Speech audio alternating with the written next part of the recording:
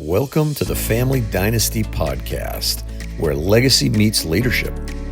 I'm your host, Matt Dewing, family guide, business advisor, and believer in generational purpose. Our aim is to inspire and equip you to lead your family so that together you will experience compounding wealth in all 7 capitals through the generations. Each week we uncover timeless wisdom, cultural dynamics, and practical tools to help you lead with vision, live with intentionality, and build a flourishing family that multiplies in impact. Let's get to work. The dynasty starts now.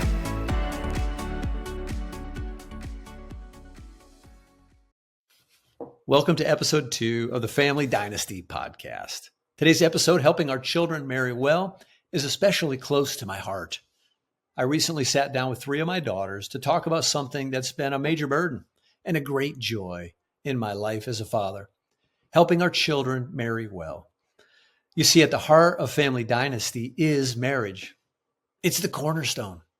Healthy marriages lay the foundation for generational impact, raising children, shaping culture, passing on values, and building the kind of stable homes that bless not just one generation, but many.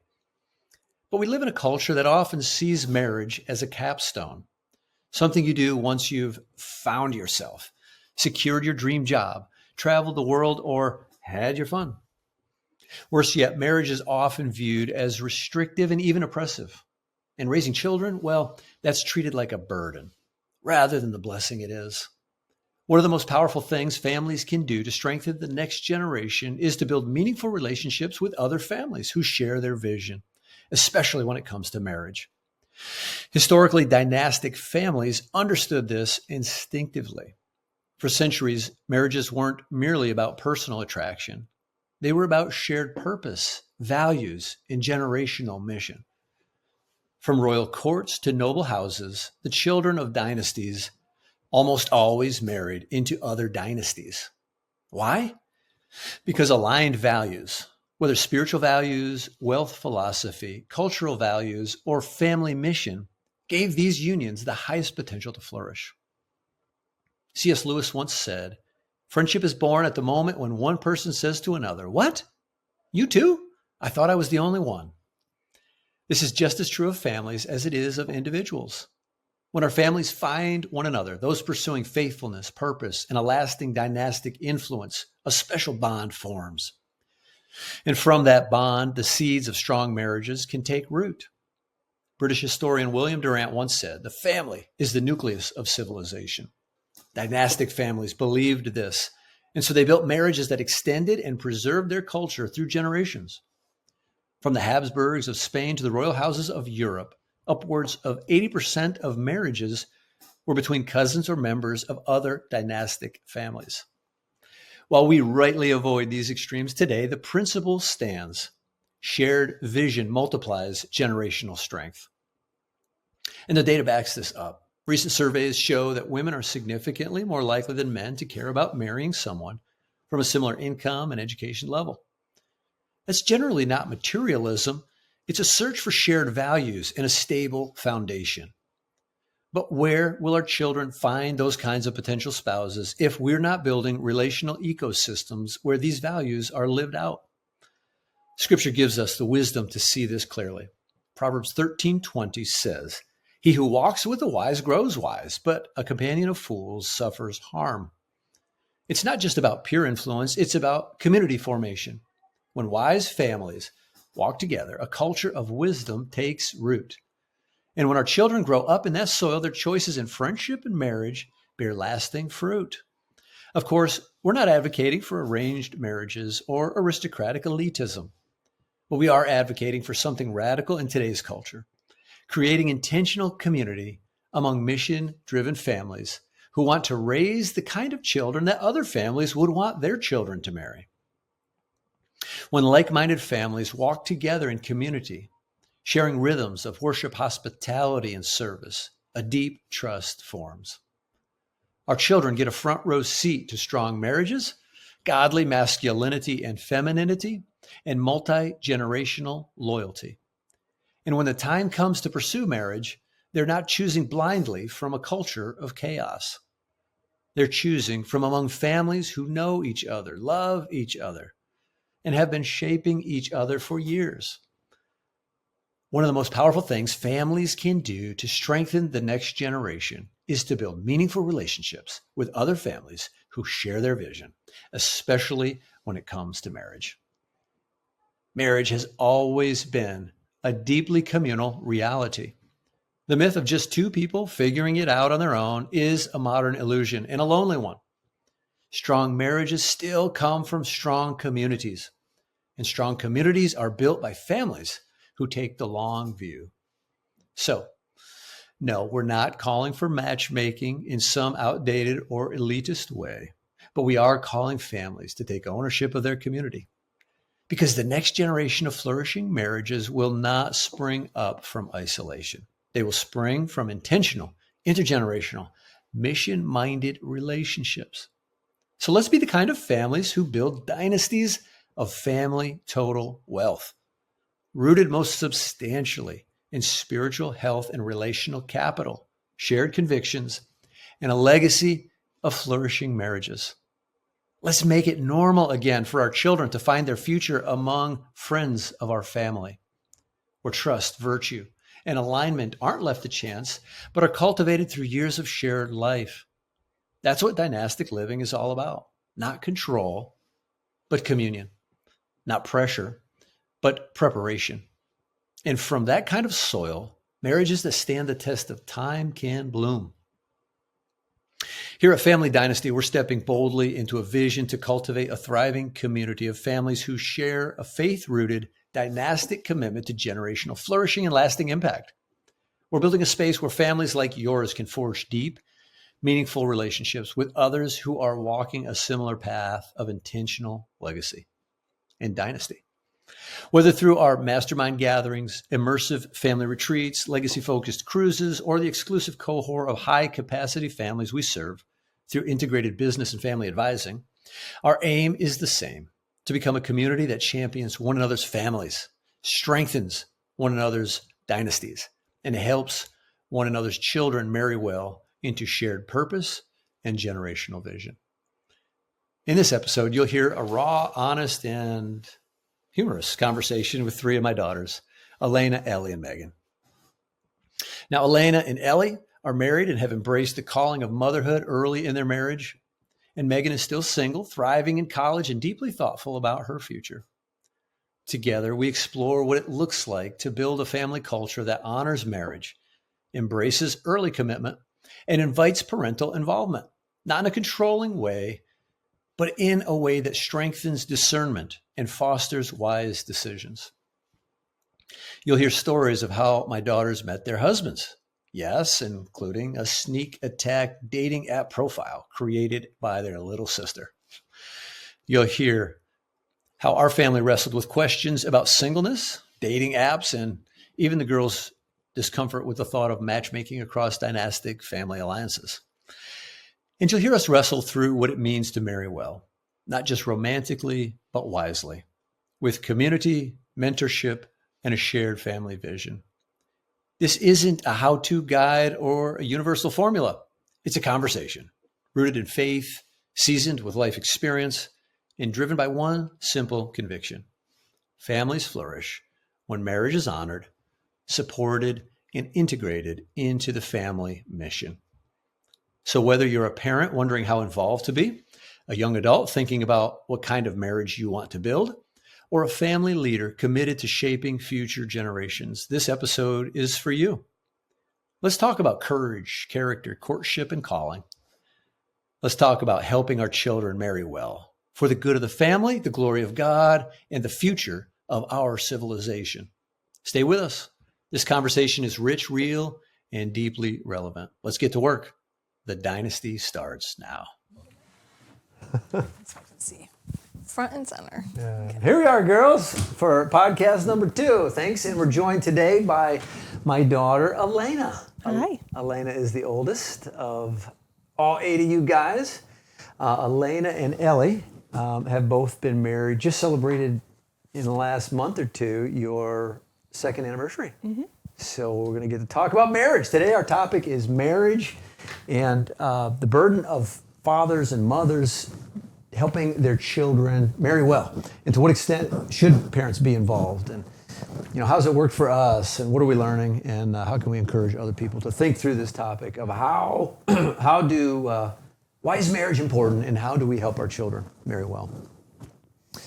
So let's just tee it up with why do you guys think marriage is such an important part of a family legacy or of building a family dynasty? I mean, it's kind of a duh question to an extent, right? I mean, the dynasty dies if you don't. Go ahead. What do you guys think? I wrote down answers so that I could remember my thoughts. Obviously, the basic of marriage creates families, which creates kids and creates generations. But I think that a strong and healthy marriage also provides stability for individuals, like the people who are married, as well as children in the marriages.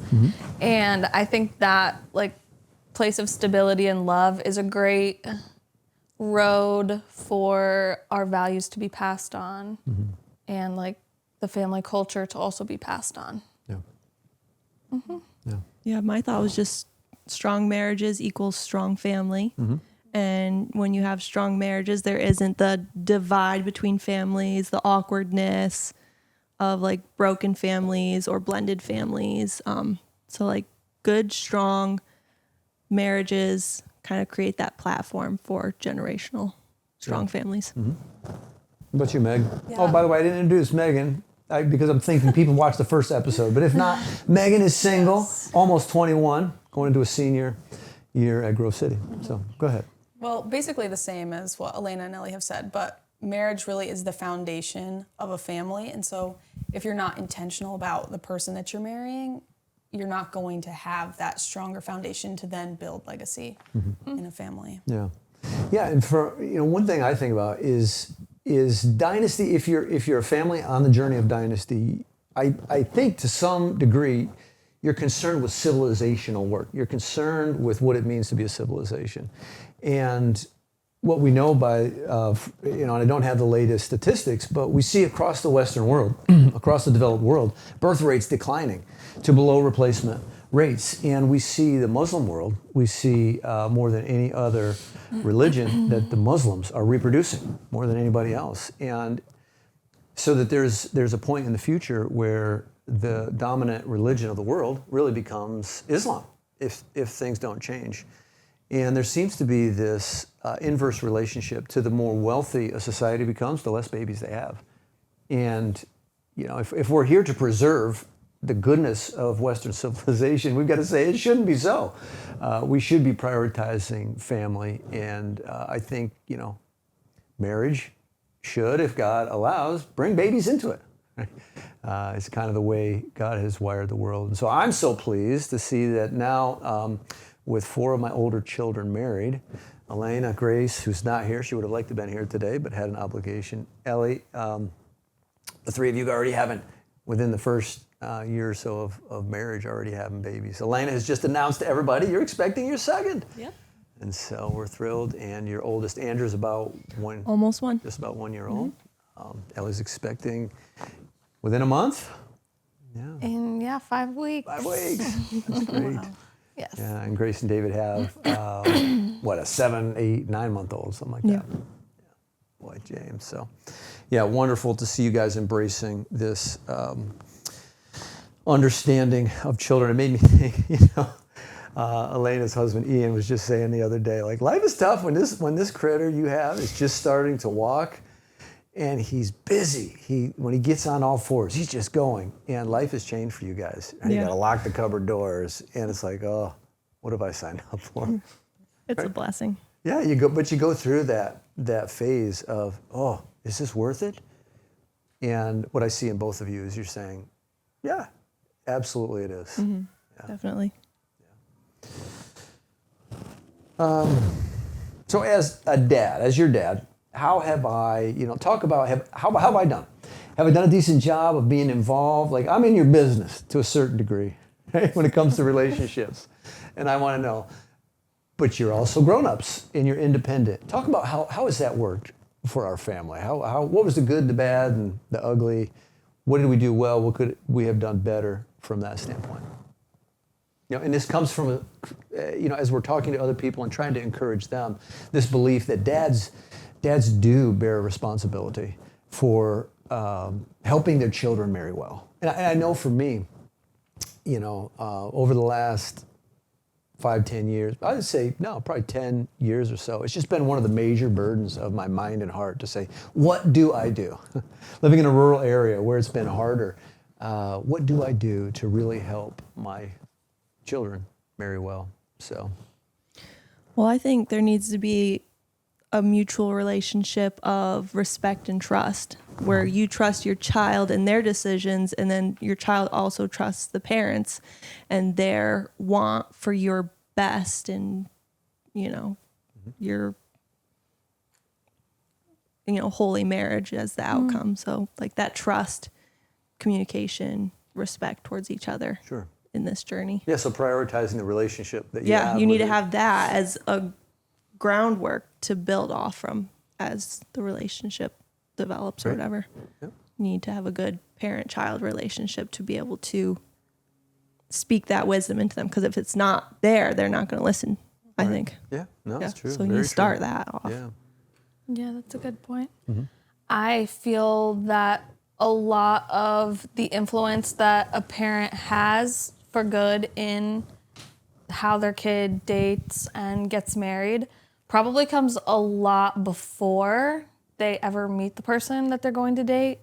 I think that was the most beneficial thing for me, like when I was younger, just being taught like how the family values marriage, how the family values healthy relationships, and having those values passed down to me and taught to me and really grabbing onto those. I think that was probably the biggest influence that it had once I was an adult and dating Trey. Just implementing those, because a big part of it as an adult is you have to implement those things on your own. Even though the family can be involved, I think if you're not implementing the things that you've learned, like ultimately. Yeah. It takes me back to, before you answer, Meg, I'm thinking that as you guys were growing up, one of the thoughts was, if my children are going to have a good view of marriage, they've got to grow up in a home that has a healthy marriage. So I think for any mom or dad, the priority is work on your marriage. Display to your children the best you can of what a healthy marriage looks like, of true love and yeah. Yeah. So. And I can also say, aside from even that, when I was dating Trey, or even before I was dating Trey, I had mentors in my life outside of my parents who really encouraged me. You should think about exactly what it is that you're looking for and what are things you want to find out about this person when you start dating them. And I feel like having those other mentors in my life was super important. And it really empowered me, like when I met Trey, to feel like I could take that into my own hands and like ask those hard questions and set up those expectations with him, like together as adults in that relationship. And that came from the stuff that I learned, as well as mentors that I had in my life at that time. That's great. No, it's a great point. We need, especially during this season, sometimes we hear things from mentors and other people that our parents have been saying for years, and we haven't heard them, but a mentor says it, and it's like, yeah. So a multitude of counselors is a wise thing. Yeah. What about you, Meg? Well, there hasn't really been a lot to be involved with. But I think similar to what Ellie's saying, is just like having the role model there and being single and still being 20. It's like, oh, I don't really have to settle yet. Or ever, but because maybe give it a couple of years. Because I had the example of what like a good relationship looks like, and to be able to find someone similar to like how you and my mom, not my mom, our mom have been. Yeah. Yeah, that's great. I was going to tease you and say this last year in college, you wrote out some goals, and you were kind of half joking, saying, one of my goals is to go on a date this year. Yeah, my bingo card. Your bingo and it didn't happen. Oh, shoot. So, Well, all in good time. All in good bingo. time, Meg. What, so let's tell some of the stories. Like, what is Elli or Elena, tell the story of how you met your husband. How did that go with the family dynamics? You want to go first, or do you want me to? I can go first. Elena's the oldest. You go first. Yeah, so we met on a dating app, and I don't remember. I was after just a couple dates. Ian came here to meet the family and had spent a Sunday afternoon, went to church with us in the morning, and had Sunday afternoon with us. And at some point, I know you guys started doing a weekly phone call on Monday nights, where it was like half an hour or an hour where you guys would discuss things, read books or whatever. So you were involved in that aspect. Yeah. And because we were kind of doing like long distance, 3 hours, it was either he'd come and stay at our family's house and visit our family, or I'd go and stay at his family's house because we were both still living with our families. So it was very family involved, and we'd stay for a weekend or whatever at each other's family's house. So Yeah. that's Yeah, how we did and it. just to back up, so you were 27 when you were married, right? Were you Yes. married at 27? Yes. So just part of the fun of this story was the sister who's not here, Grace, was married at 25, and Elli was married at 23. All three of you girls married in the same year. the year 2023. And so Grace wanted to be married, since she was 16. Six, She sure. wanted to be married. And so she, when she got out of college and she graduated early with her bachelor's degree in education, she said, I'm going to go to Haiti for a year and work in an orphanage. And then when she came back, she says, I'm not coming home. There's no boys around. I don't think she didn't say this, but we could see her motive. She's like, I'm not moving back home. There's no boys here. I'm going to go to a bigger place where there's, some Options. Christian men who can discover me.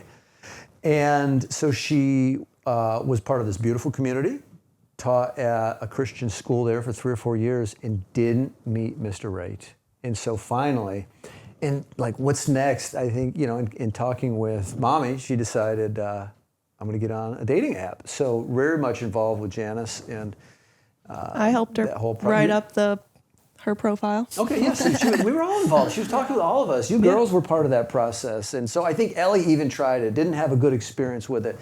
And then so Elena's like, I'm not doing it. Yeah, I was not going to do the dating app thing. Not going to do it. I was going to be okay being single. But your younger sister, Kate, who's now 16, says, we're going to sneak up and... Her and Grace Keep together. going. Her and Grace snuck up and they put a profile together for you Yep, they without created your one for me. consent.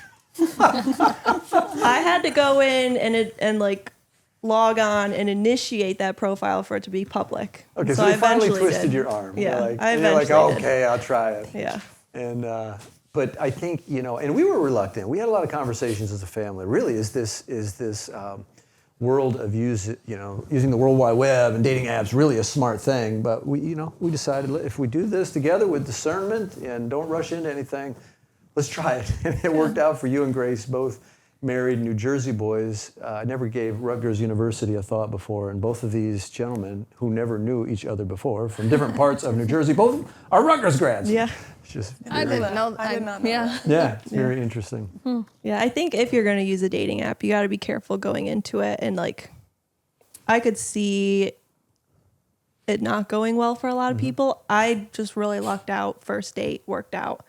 But I could see people who aren't emotionally stable or sure of themselves getting caught in the high of always messaging someone new, or just keep looking for that next best person or whatever.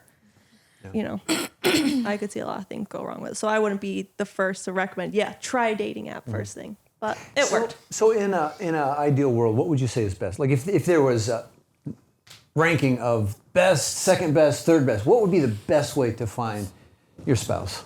I don't think there's a best way. I feel that there's different plans for everyone. Yeah. Yeah. And everyone's story, however God brings them together, I think is really special for them. Okay. That's what I would say. I would agree with that. I think in practicality, the way it works out is very much that way. Now, I have in mind a hierarchy of that, but maybe... What are they? What's your hierarchy? I think the best is within the church, right? Within a church family where you are part of a covenant community and you do life together. Now, that's, at our church, we have about 100 people that come to church, right? That's a pretty small pool. And so it's not going to work out for most of the people in the church. But And a lot of people are related to us in this area too, which really limits the pool. Exactly. So, but I think, when that is possible and there is a good match, that's the ideal scenario. Because you've done life with that family. You know the family, you know the person, you've watched them grow up. That's right. For at least a certain period And of they have time. a geographic proximity where if the grandchildren are going to share, are going to have both sets of grandparents, they're in proximity. It limits the travel. So there's just some innate better parts of it that really work out practically, I think. I think beyond that, you just kind of keep going out further. It's through relationships that you know and trust, other families that you have affinity for or know their background and know what they stand for and know how their children were brought up. And then beyond that, it's just like, involve the family, involve the community, and hopefully as you're bringing up the kids from a young age, just train them. You are going to go through a stage where your emotions take over and your brain checks out. And so rely on other people in that process to be seeing things that you don't see, and trust others in that process to affirm or caution, and don't just isolate yourself. That's when people make bad decisions. Right? I think we need to circle back and hear Elli's story. We do. Before we get Elli. off topic too much. Yeah, so Elli, tell us your story. So Trey and I actually met when I was 15 and he was 17.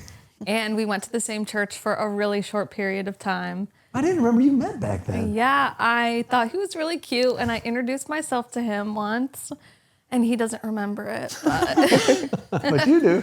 yeah. And I think that's all. That's the only time I ever talked to him. I was like, I'm Elli. And he's like, okay. I did not know that story. Yeah. And then I never saw him really at all until I was 21 and I went to church with my cousins at that church with Uncle Paul and Aunt Missy. And Aunt Missy had been apparently talking with Trey's mom, and Trey's mom was like, I really want Trey to stay in the area. He wants to move to Rochester. And so Aunt Missy, when she saw me at church, she was like, oh, maybe Elli and Trey. Maybe he won't go to Rochester, like if he starts dating her. And so she told me, she was like, I think that you guys would be really good together. You should reach out to him. And I just kind of pushed it off because I'm like, I'm not really interested in like reaching out to him. And also I don't even know how I would. But she kept like asking for at least a month or two. She kept asking, like, I actually think that this would be good. I think you guys should talk. So did she finally set it up? How did the first date happen? So Because as I remember that, like when I condensed this down to the simple version, Aunt Missy was the matchmaker. She was the one who thought this through. She kind of put you guys together, and just hear you. She encouraged this, and I think this is another great model, right? Where family's involved in seeing connections. So keep going. yeah, so she has been like a mentor for me across years. And so after her not giving up on asking me this, I was like, okay, this is someone I trust. This is a mentor in my life. Even though this is something I wouldn't normally do, like I'll reach out to him. I'll just talk to him. So I sent him a message just saying that I had seen him at church. And I said, do you want to get to know each other? And he said no. That's crazy. Yeah. See, now, I didn't know all these details. I thought they just set you up on a date. I thought they just said, here, you guys are going on a date together. That's not the way it worked. No, she kept nagging me to reach out to him. It would have been easier if she set us up on a date. He said no. He said Okay. no. He said he was scared, I guess, at the time. But give it like a month, and then he reconsidered, and he was like, why did I do that? That's so stupid. So he sent me a message and asked me out on a date. So we didn't really talk before we went on a date, just a couple messages.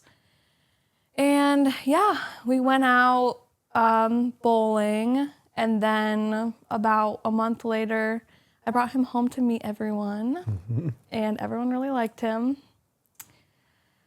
And I think from the beginning, like from when we went on our first date, I told everyone that like who he was, who I was going out with, was trying to be open about all that.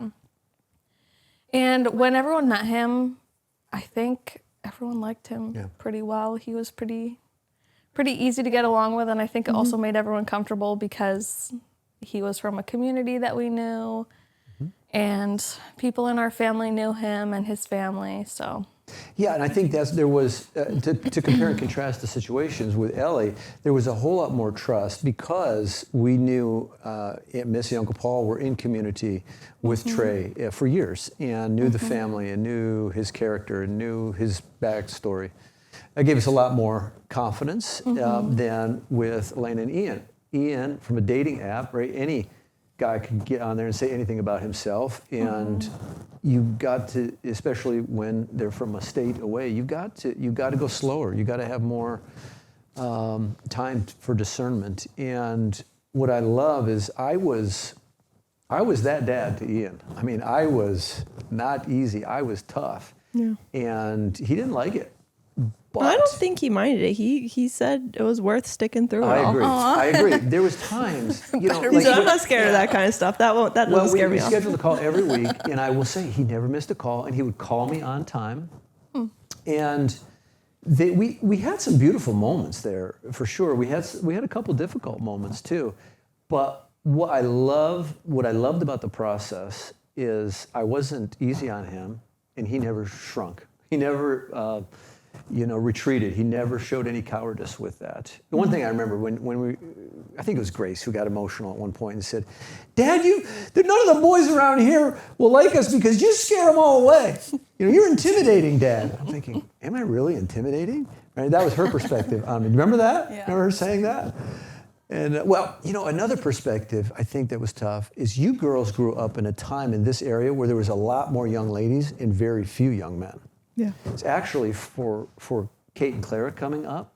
It's the opposite. It's the opposite. Kate and Clara should have no problem finding somebody even potentially locally because there's a lot of young men here and fewer young women. But forgot where I was going with that thought.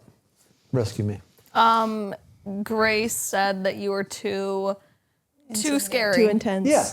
But also that was when she was younger probably. Well, but tying it back into Ian's courage, right? Ian, and this is what I wonder about young men today. Where are the young men who say, I am going to win the girl, and I am willing to fight for that and display courage and meet with the scary dad, even if he's scary, and go through the gauntlet and win the prize? And I feel like that's what Ian did, right? Because if it's good enough, if it's worth something, it's gonna be a challenge to attain it. Yeah. If it's really good and worthy. Yeah. And he did. He won me over. He won me over in every way, and just love the boy and forever will. So great. Where do we go next, girls? What else do you want to discuss?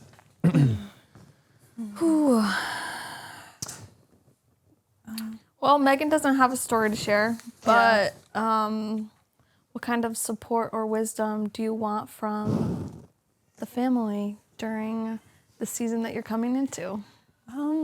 Well, I don't know. I feel like it's a little different for me because I don't feel like I really need to be in a relationship right now, so I don't feel like I need a lot of support in that way. I know for certain You're people. not crying, you're not bawling, saying, "Oh, I'm missing out," which I think, a lot of young ladies at your age, like Grace would have been. Yeah. Right? Yeah. But Not that she was very well adjusted. I don't mean to say she wasn't. But Sounds like we're bashing she was just wired a little differently, where you're not desiring it, but it's not consuming your thoughts. yeah. So I don't feel like I need a lot of support right now, but You're not like set me up with someone right now. yeah. No. Yeah, you're waiting on God and making the best. Which I think, let's talk about singleness for a little bit, right? What if one of the 8 of you children decides to be single? How do we handle that? How do we think through that as a family? I think that Steering away, I don't know. I think there's a balance between trying to be encouraging and help people if they want support in dating and relationships, but I think it can be counterproductive to try to push that on someone. Like, for example, Megan's really content right now where she is, and I don't think it would be beneficial for one of us to be like, Megan, this is your last year of college. Yeah. You're running out of time. It's going to be hard for you soon. Yeah. Because I feel that I mean, Megan is comfortable and confident, so she could probably just let it roll off her back. But that could, in some people, create feelings of discontentedness, or even like, oh my goodness, like you could end up settling, right? If I feel like I have to please my family to get married, you could end up making a rash decision. Right. Yeah, it does put unnecessary pressure on certain situations. Yeah. At times. I'm sure. Yeah. So I think steering away from language like that, even though I'm sure if it's said out of love and care, but I think that can be counterproductive. Yeah, and I think that's the way it is for a lot of Christian singles, especially in like the college culture at a Christian school with Ring by Spring. Like there's always a lot of unnecessary pressure on getting married before a certain time or before graduation.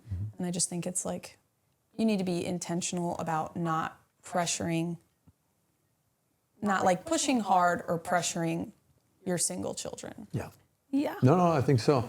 Yeah, and one thing that I was thinking about when it comes to singleness in general in a dynastic family or a family that has this kind of a vision is there can be just this unspoken pressure. Like if we value civilization, we want to have lots of babies, that you could grow up thinking, oh, if I don't get married, I'm going to be second rate in this family. And I think the family would do disservice not to be intentional to say, hey, we're a family system, and some of you may be called to singleness. If you are called to singleness, we embrace you at this family table with all the joy and belonging that we would if you were called to be married. That being single in a family is not second rate. Yeah, because you still have a bunch of skills and things you can bring to that family table that are beneficial. That's right. And it also doesn't stop you from being involved in raising up the next generation as well. Exactly. Think about all the nieces and nephews and influence you have in that way. Yeah. Good. So, what kind of cultural messages? Oh, well, let's talk about this. One thing is that we as a family have this general idea that early marriage is best. And so Mom and I have had this vision since you guys were young and kind of raised you to expect, think about getting married when you come of age. And some of the research that's come out, in fact, I just have a few statistics. This comes out of Brad Wilcox's work with the National Marriage Project out of the University of Virginia. He's conducted extensive research on the effects of marrying at different ages. And his findings challenge the conventional belief that delaying marriage until one's late 20s or 30s leads to better marital outcomes. Right? This is the conventional belief. And I think the average age now of marriage is 29, maybe pushing 30 years old. And so he has really done the research that challenges that conventional belief. And here's some of the things that he's found out. When it comes to marital satisfaction, couples who marry between the ages of 20 and 24 report higher levels of marital satisfaction compared to those who marry later. Specifically, 81% of husbands and 73% of wives in early marriages, again, here defined early marriage between 20 and 24, report being satisfied versus 71 and 70% respectively among those who marry later. Talks about sexual satisfaction. Early married individuals also report greater sexual satisfaction. For instance, 63% of early married husbands and 62% of early married wives report being sexually satisfied compared to 49% and 51% respectively among those who marry later. And divorce rates, this has been the big thing. Well, if you're marrying in your early 20s, you're going to have a higher risk of divorce. He's found that is not true. Contrary to popular belief, marrying in the early 20s does not significantly increase the risk of divorce. In fact, Wilcox research indicates that divorce rates are comparable between those who marry in their early 20s and those who marry later, provided they avoid premarital cohabitation. So let's mention that one too. Cohabitation factor. Premarital cohabitation, especially with someone other than the eventual spouse, is associated with higher divorce risk. Early marriages without prior cohabitation tend to be more stable. And this last point I'll mention is religious individuals are more likely to marry earlier and avoid cohabitation, contributing to greater marital stability. Religion appears to play a protective role in early marriages. And I don't even have the statistics to say the sociological data is very strong, that those who are married enjoy a greater level of happiness, greater level of economic prosperity, more longevity. So there's just so many societal benefits, again, of civilization building for those who will be married, especially when you have that religious context, when you have a family support structure. So we kind of already talked about how Megan's in those years, and I'm so glad to hear, Megan, that you don't feel the pressure from the family to be married, while also embrace the good of it. So let me throw this out at you guys. Part of the vision for Family Dynasty that we're kind of half joking about, but honestly wondering is, as we build community here at Family Dynasty, is part of that, could it be that families with a similar vision, similar values, right, create a relationship where there are marriages that come out of that community? What do you think of that concept? Potentially, yeah. Yeah. You think of the, there's so many bad examples of this, right? Think of the kings and queens of old, where they would marry between kingdoms, right? That does sound a little bit like a trade deal, though. Yeah. Yeah. I mean, sure, if there's members of those families and their values align, obviously that's great, but I don't think that it needs to be like do you have someone who's this age? Because we have someone who's this age. Yeah. We'll trade their personality tests and see. Yeah. Yeah, they're compatible. Yeah, but this is, again, if parents are going to be helpful in this age where kids are having a hard time even having conversations because everything is so digital. Go ahead, Elli. What's your thought? Then I think the problem is you should raise your kids to be able to have conversations with each other. There you go. I think that's how you fix that. Sure. Instead of having two kids who can't communicate and have the parents work on setting them up. Mm-hmm. Yeah, because that's not set up for success. Yeah. Now listen. You keep going. No, I'm going to keep. I don't have this figured out for sure. But let's just say, is it morally wrong to think strategically? To think of two, for instance, Stephen, my best friend Stephen. He and I were half joking the other day. We're like, hey, your family clan and my family clan, there's strong families in the area. We really need to have a marriage between the two to unite the families, right? It's kind of a strategic move. Strategic how? Strategic, like like how are lands going to be owned by families in the future? How are resources going to be, right? How do you keep families from warring and keep them together? I don't know. I'm talking more in hypotheticals, but I'm also saying, like, okay, so I think I love America and I love Christianity because the church is to be a melting pot of people from every race and also to be a melting pot of people from every economic strata, right? And I think you guys know that even though we have a degree of wealth, we have not expected you guys to marry in a certain socioeconomic strata, if those exist in America. It's, it's character. We want you to marry a man who has a strong character and who's going to cherish you, provide for you, those kind of things. But let's talk about it in socioeconomic terms. Maybe some of those things are important to a family. Is it wrong? Is it wrong to say we want to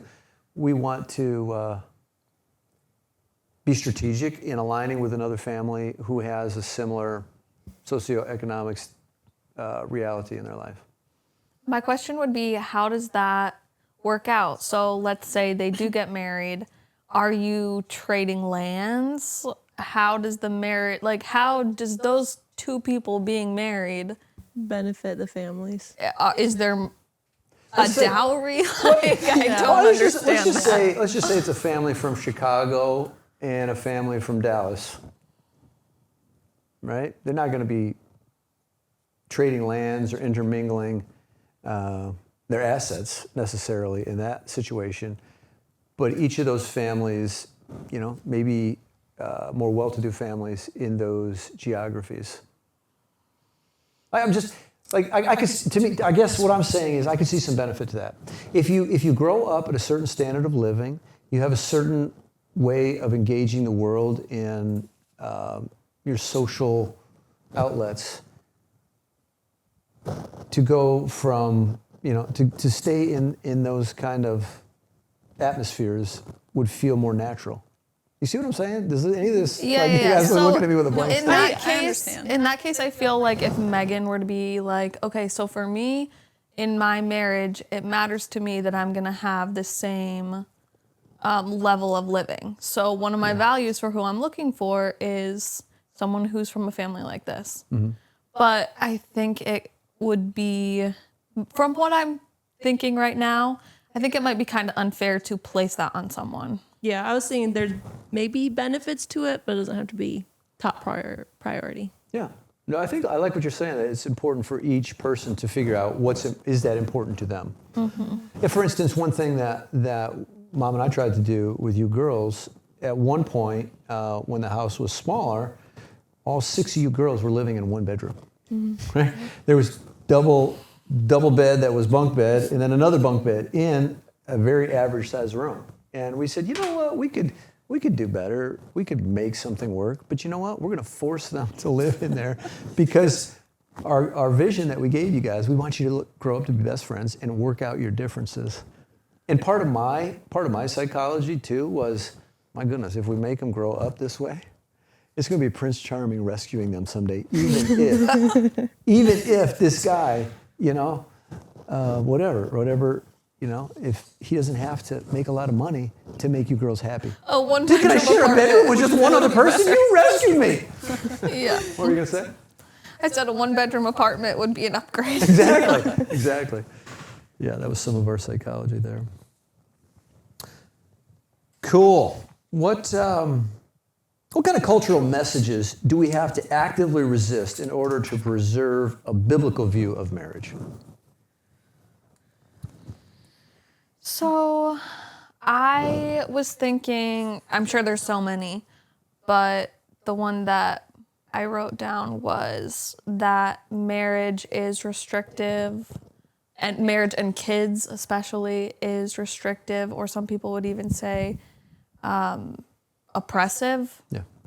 And I just think that is completely wrong. I feel that having the boundaries of marriage and having like the legal documents of marriage, it feels so freeing to have that. I think it's such a beautiful thing. Mm-hmm. Yeah. I mean, I manage a wedding venue, and you'd be surprised how many people are like, oh, before I get the old ball and chain, like, oh yeah, like it's just they're getting married, but they're still like almost dreading it as like, right. Oh, I'm going to be tied down, locked down. I've got all this, I don't know, responsibility now that I'm married and can't have fun anymore or whatever. It's just a sad outlook on marriage instead of it being a celebration, like, oh, old ball and chain or whatever. And it's so culturally normalized to make jokes like that. Yeah. Right. Because it's low-key not a joke to them. Yeah, that's the cultural message we absolutely have to actively resist to preserve a biblical view of marriage, right? The biblical view of marriage is it is a beautiful thing. It is what leads to a life of flourishing. And, there's many influencers today who are saying, oh, you don't get married because it's going to limit, especially don't have kids, because now it's going to limit your resources and you won't be able to travel, you won't be able to experience all these wonderful things. Yeah, I think with social media, a big thing that's pushed on young adults is while you're young and single, travel, get that, your dream career job, or, just live your life. You do have fun before you're tied down and married. Yeah. Yeah, one of the big things, I was just reading an article about one of the reasons that millennials and Gen Zs are marrying later is because of the level of higher education and how it's easier to get it now. And people spend the next 5 years after they graduate needing to work on their career and treating marriage more as like a finish line than part of your calling instead of like a barrier to the work that you're doing. Yeah, I think it's Brad Wilcox who's using this thought, which is our society treats marriage now more as a capstone, right? It's when I achieved all these other things, then I'll get this capstone to my life. Whereas the biblical understanding is the cornerstone. It's the cornerstone of society. It should be the cornerstone of my life, if I'm not called to singleness. And so you put that cornerstone in, and then you work through it from there. Yeah. Yeah, I remember when Michaela got married. I love what she said because they did get married quite young. She said that her and her husband realized that when they're getting married, it means that they're not going to have the experience of living in an apartment alone or going traveling alone. But she said they decided that it was also really cool because they got to experience all those first things together and how cool it was that they could kind of learn and grow that way. And I feel like that's just a different perspective that people don't have. I'll tell you what else. So Mom and I were married. We were both 21 when we were married. And so we were young. We were the youngest of all of our peers. I was, Mom went to a 2-year college, so she was finished with college, and I still had 2 more years of college to finish my master's degree. Nobody else in my peer group was, they looked at me like I was crazy getting married. But one of the beautiful things was, I remember a picture when Elena was born. We had a 5-generation picture, right? My great-grandmother, my grandmother, my dad, myself, and Elena, right? And so that is another beautiful thing, that when you marry young, you have the ability for children to have more of a chance to be influenced by grandparents, right? Whereas if in one generation you're not having kids till mid-30s, and then the next generation's having kids in the mid-30s, there's a very limited window for the influence of grandparents. And my life for sure is a testimony to the powerful influence of grandparents. And I think you guys would speak the same way. Your grandma and grandpa are my mom and dad are in their young 70s, right? With, Lord willing, a lot of life in front of them. And they've been a tremendous influence on your lives and your first cousins and siblings. Yeah, and even great-grandparents. I don't remember how old I was when great-grandma passed away, but I was a teenager. Yeah.